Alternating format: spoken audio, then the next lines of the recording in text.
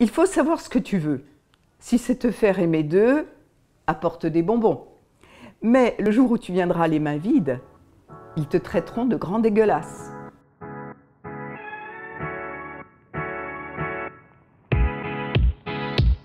Bonjour, alors je m'appelle Martine Boncourt. J'ai été enseignante de l'école primaire jusqu'à l'université, en passant par les lieux de formation. Je suis militante du mouvement Freinet, active depuis toujours, et j'ai un doctorat en sciences de l'éducation. C'est une notion qui implique certaines actions visant à avoir une influence sur quelqu'un en vue de modifier son comportement ou modifier ses connaissances ou les accroître. Ça signifie déjà que l'autorité est indispensable au processus éducatif. Ça fait partie du processus éducatif. Alors l'autoritarisme, qu'est-ce que c'est? C'est la force brutale, c'est l'envie d'imposer de façon intransigeante quelque chose à quelqu'un.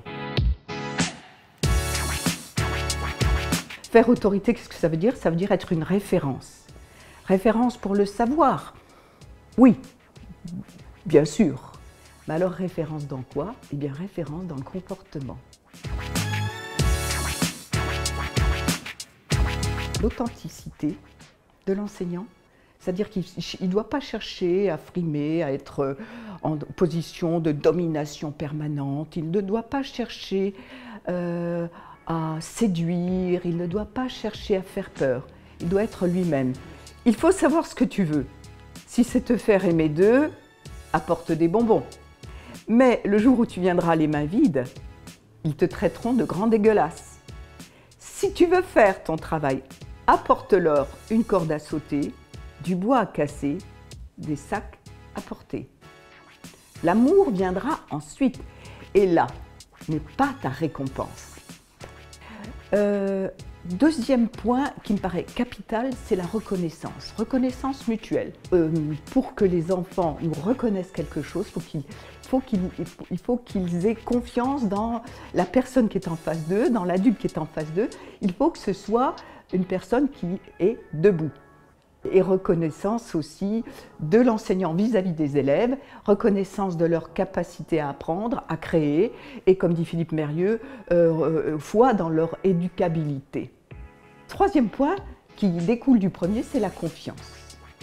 Et cette confiance, elle marche également dans les deux sens. Confiance, nous, dans leur processus éducatif, confiance de nous sur nous-mêmes, confiance dans nos propres manières de travailler et confiance des enfants en nous. Il y a 1000 manières d'inspirer la confiance aux enfants. Mais je crois qu'il y a une chose qui est capitale, puisque l'enseignement est un métier de verbe, une chose est très importante, c'est ce qu'on dit. Le plus grand mal que tu puisses leur faire, c'est de promettre et de ne pas tenir. D'ailleurs, tu le paieras très cher et ce sera justice. Voilà, alors la confiance en soi, c'est difficile. Comment faire? Eh bien, déjà, arriver à se convaincre. C'est mon métier. J'ai été formée pour ce métier et ce métier, moi, je l'aime et je vais le faire le mieux que je peux. La confiance que je peux avoir dans les élèves, eh bien, elle est basée sur mon expérience qui me montre que si j'ai confiance en eux, ça marchera, quoi. Et ça relève peut-être pour le néophyte de la foi. En réalité, c'est vraiment basé sur l'expérience. La question de l'autorité est directement liée au type de travail que l'on propose aux élèves. Célestin Freinet, dont je me réclame, et Philippe Mérieux dans ses pas, diront n'organisez pas la discipline, organisez le travail. Un travail porteur de sens. Il faut prendre ça dans les trois acceptions. Direction, je fais quelque chose dans un but bien précis avec les élèves. Et ce but-là doit être présent à leur esprit pendant tout le moment de la tâche à accomplir. Deuxièmement, du sens, ça veut dire quelque chose qui a une signification pour eux. Je ne fais pas n'importe quoi. Je vais faire avec eux quelque chose d'abord qui qui soit issu de ce qu'on appellerait le désir de l'enfant, et pas le caprice. Là, vous savez, le caprice, c'est « j'ai pas envie, s'il te plaît ». Non, pas ça. Le désir, quelque chose de profond, que Freinet lui-même appelait la puissance de vie. Et la troisième, une activité qui sollicite nos sens, ça veut dire qu'il ne soit pas que intellectuel. Ce dont je suis certaine, c'est qu'à tout moment en classe, on doit être un homme ou une femme debout. Debout.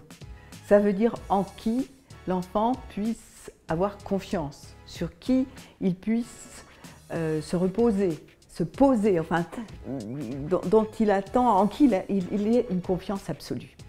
C'est peut-être ça, l'autorité, la bonne autorité pour moi, l'autorité de bonne loi, comment elle se manifeste en tout cas.